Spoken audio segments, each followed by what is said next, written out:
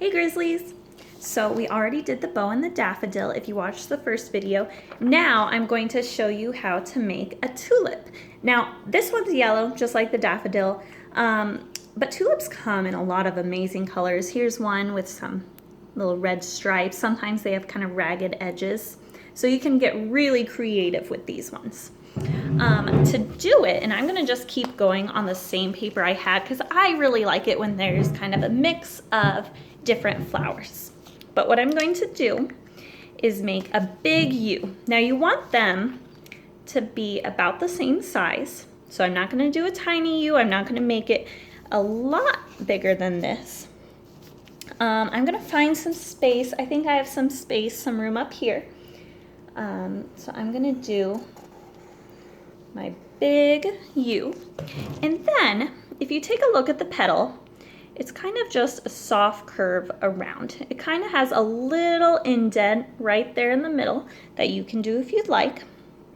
But when it's together, the petals, they kind of overlap each other. So you can see there's a petal there, there's one behind it, and then the center part. So I'm going to do the top petal first, kind of gentle curve all the way down. So it's not quite halfway, it's a little up on the other side. And then I'm going to do a little curve around. Oh, and I'll stop because it's behind it. Now I have this space right in the middle.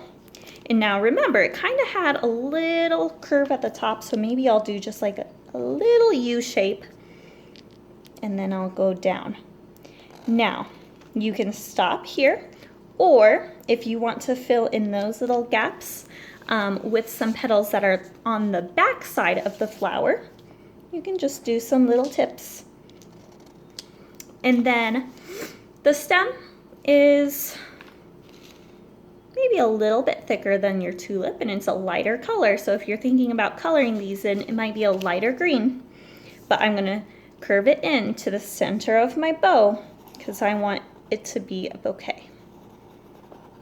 All right, and then you can keep your line, but maybe I'm gonna imagine my stem is behind this leaf here.